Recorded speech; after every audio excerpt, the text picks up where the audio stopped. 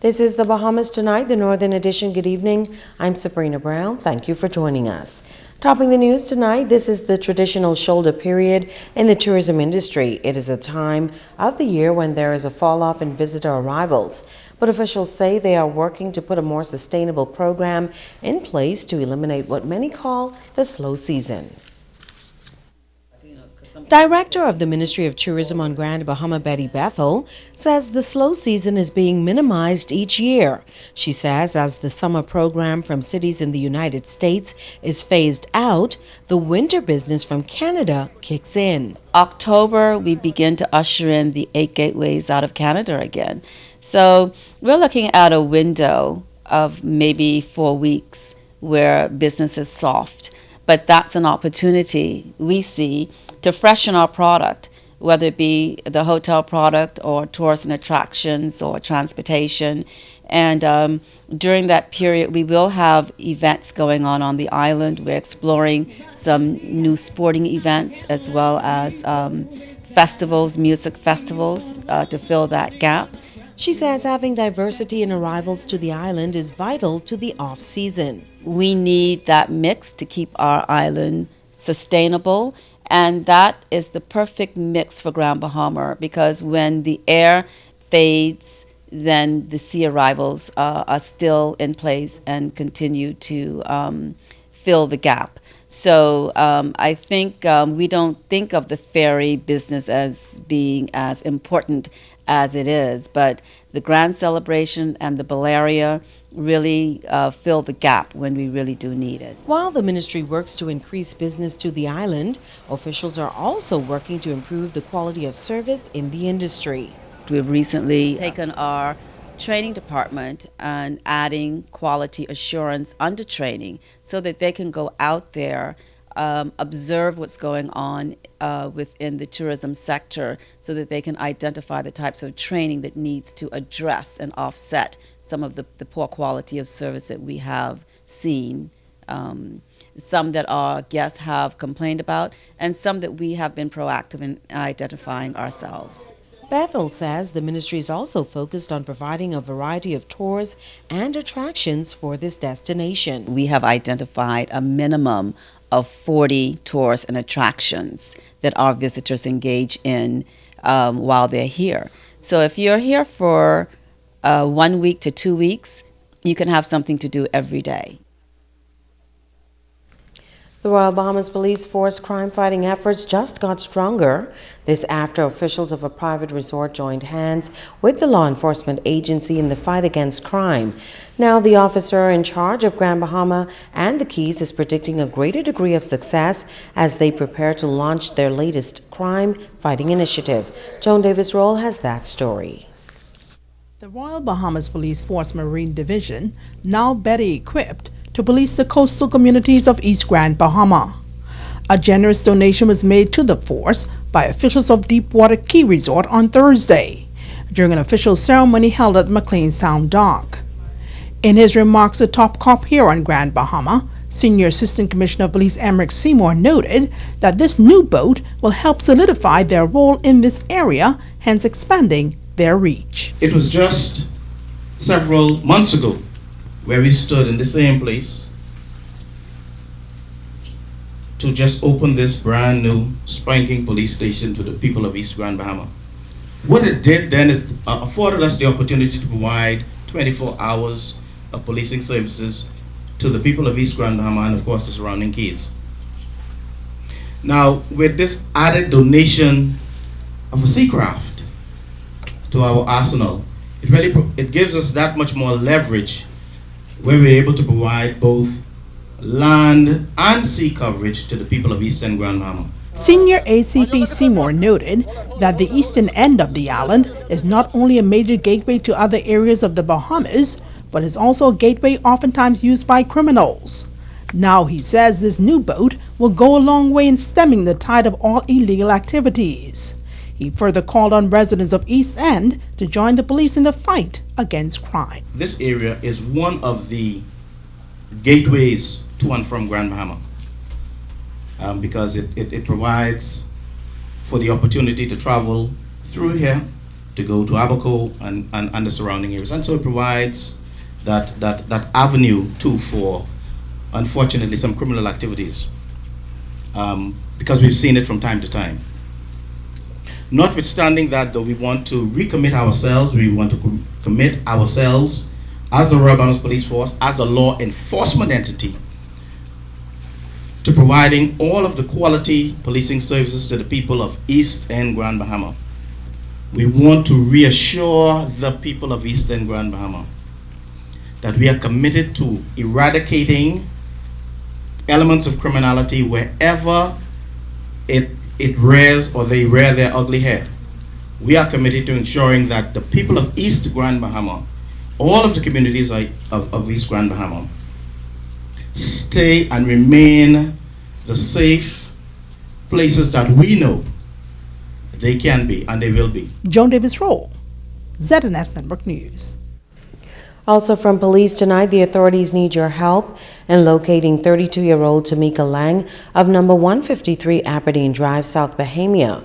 Reports say she's mentally challenged and was last seen around 10 a.m. on Saturday, September 12th on Frobisher Drive. She is said to be about 5 feet 2 inches tall, weighs 120 pounds with dark complexion and slim build. If you know the whereabouts of this young woman, you should contact police at 350-3107 through 12-911-919 or call your nearest police station.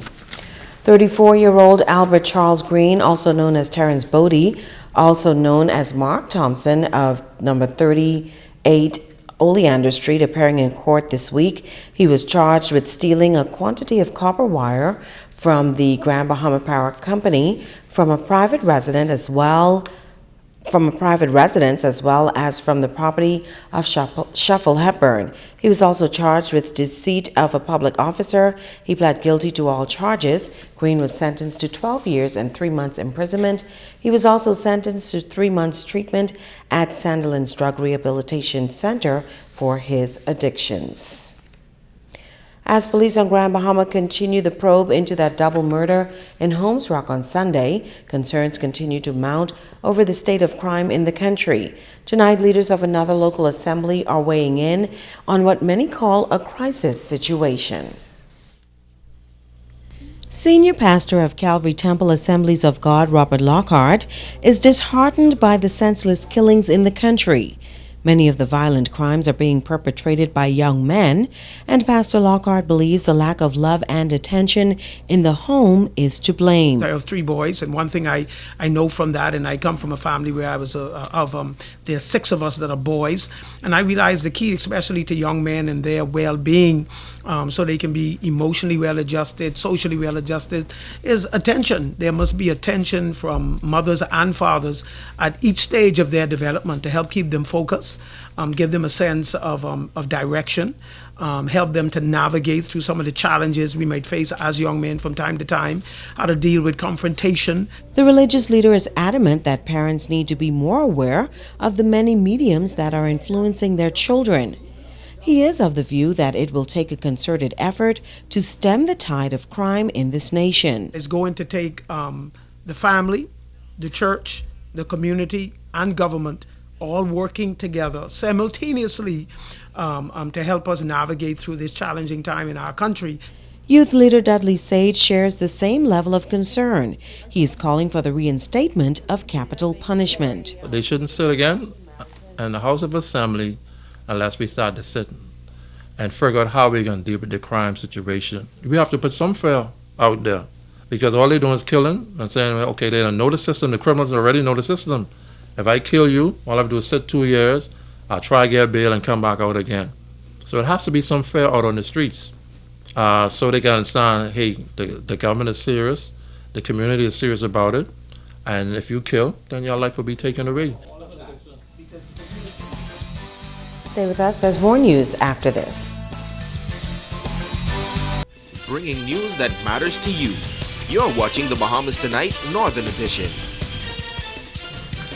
Welcome back. The largest international coastal cleanup is set for tomorrow.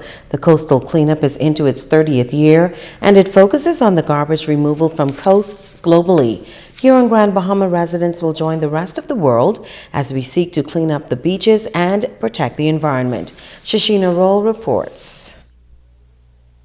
It's an initiative that does not only beautify the beaches, but also helps to improve the environment. According to Senior Executive at the Ministry of Tourism, Andre Cartwright, what makes the International Coastal Cleanup even more special is the fact that every piece of garbage collected will be recorded in an effort to find out the major source of trash.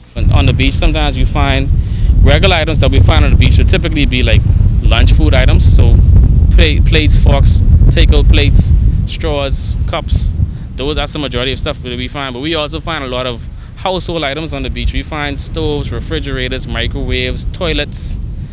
People basically treat the beach as a landfill, and that's a problem. And it's really a problem for us because the Bahamas is a coastal country. We actually have more water than we do land in the Bahamas, and the coast is basically our number one resource for tourism, which is why Ministry of Tourism spearheads this effort. Many organizations have signed up to be a part of the International Coastal Awareness Cleanup, including Gail Woon, founder of Earth Care, and Sherry Wood, representative of Bahamas National Trust. It's just so important for the youth, especially, to understand the impact that marine debris has on the beauty of our beaches and our oceans.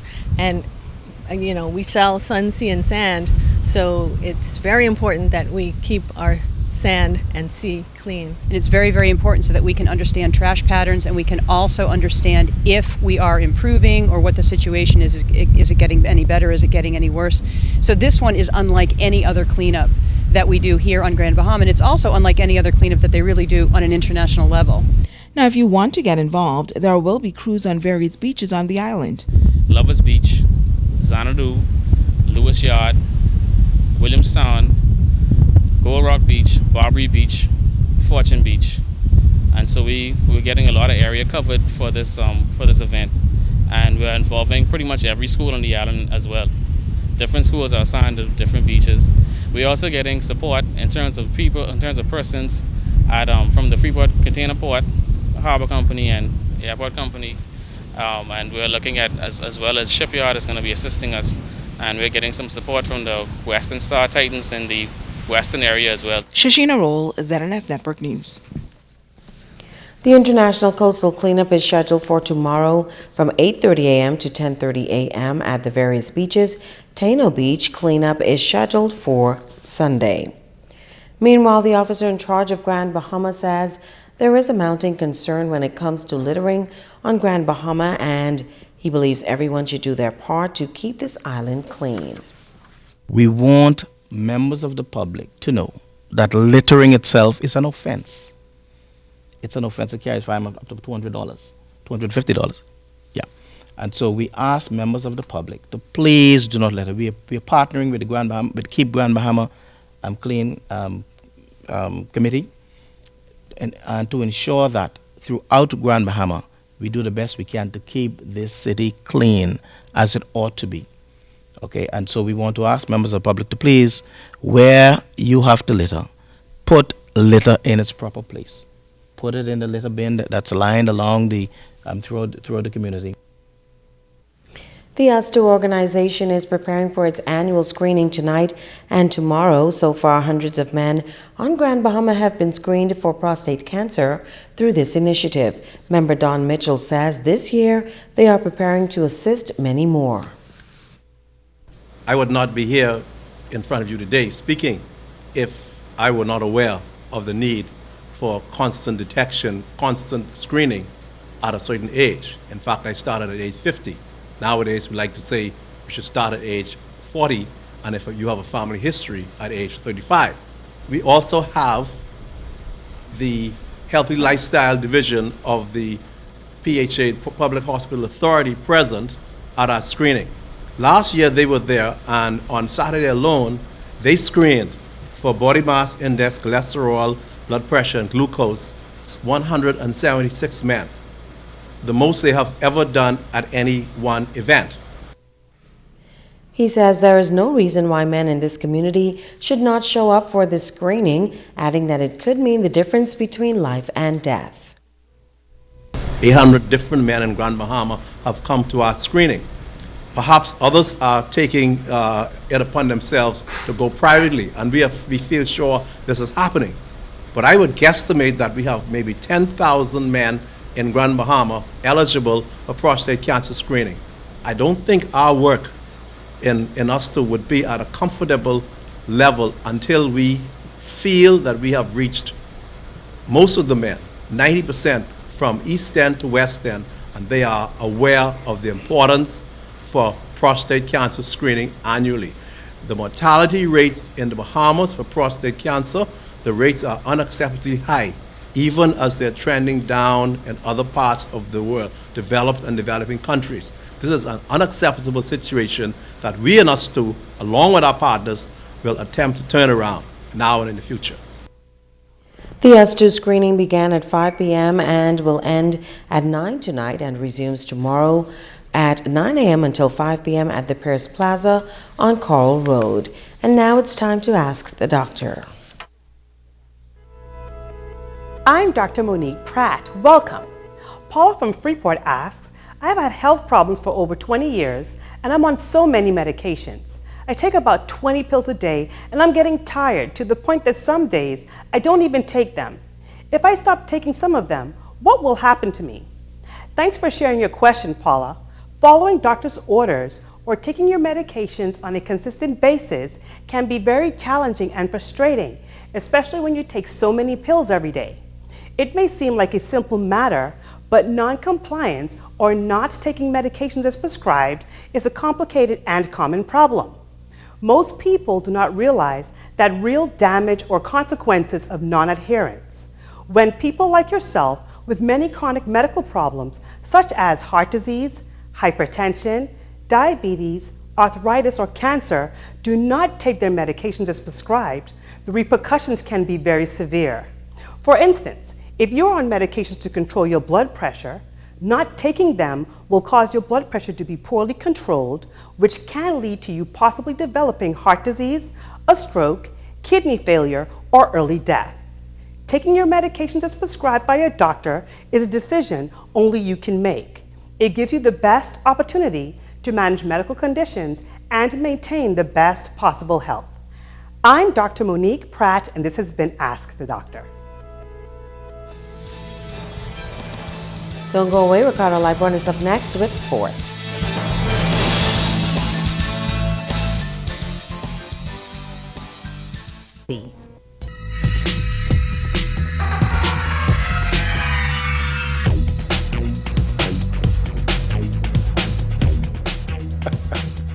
Everybody, welcome to Sports with Ricardo Lightborn. It's Friday, so let's rock and roll. The boys soccer program at the Freeport Rugby Club will start tomorrow. Megan Shepard says the focus is going to be on development. The Freeport Rugby Club has long supported other soccer programs on the island through high-level training and assisting young men obtain college scholarships. But now, Mark Hardy says they will be coordinating a boys' youth soccer league beginning this Saturday, September 19th, focusing on developing the fundamentals of the game. We've sort of noticed over the last few years that the level of boys soccer, the number of boys playing, the quality of the players has sort of gradually diminished. So as a result of that, we've sort of said, okay, we need to look at this, and so what we've decided to do is actually start up a soccer league for the boys now. So for the first time, we're actually going to run and promote a boys soccer league on the island. The league focuses on boys ages 7 through 14, separated in 3 divisions based on size and skill level. Hardy says the aim is to focus on sportsmanship over winning, teaching the boys respect for the game and each other. The aim will be that we come out every week. What we'll do, we'll have sort of 40-45 minutes of coaching, and then a 40-minute game. It will be, the aim is it will be fun, but it'll be competitive. So we get the balance right. At those ages, it's not about winning. It's about really just getting out here and playing, enjoying the sport, learning the sport. The whole idea, it's grassroots. So as anyone, if you've never played the game, come out and play. Registration is underway at the Rugby Club. He is also encouraging parents to get on board and attend an informational meeting Wednesday, the 23rd. Realistically, what we do for the first 3 or 4 weeks is just let the boys play, get them used to playing. Us as coaches, we can then start assessing the level of the players, start putting them into different divisions and different teams, and then I would say realistically by middle of October we'll start the leagues and start the competitive stuff. Megan Shepard, ZNS, Total Sports. Okay, the Apico Softball Association of the Diamond last night. The ladies playoff action. The Lady Legends over Major Payne 20-7. They are now lead at 2-0. It was a good one there because let me tell you that it was Geneva Thomas who belted three triples as part of a 3-for-3 game, and also she had 8 RBI. They call her Buck. Brazelia Kelly give us some 6 hits, struck out 8 batters. The loss goes to Celicia Russell. As far as tonight, got a men's showdown. The AG Turf Bulldogs are going to take on the Sluggers, and the Latima team will be out there as well, and some Solution Sharks. That should be a pretty good one. And I got to tell you now that tomorrow it's going to be some college football, and on Sunday there's also going to be the NFL's week 2 of the NFL. And don't forget to send us your pictures and send them right to us at Newsnight Freeport and our Facebook page. Also, you can send it to zns3news@gmail.com or zns3sports@gmail.com. And Cola over there by somewhere, I don't know what happened, you know. Denver played last night, Cola, and you ain't send me a picture, man. What the deal is? Anyhow, I can deal with you when I get off set. I go on. Bye.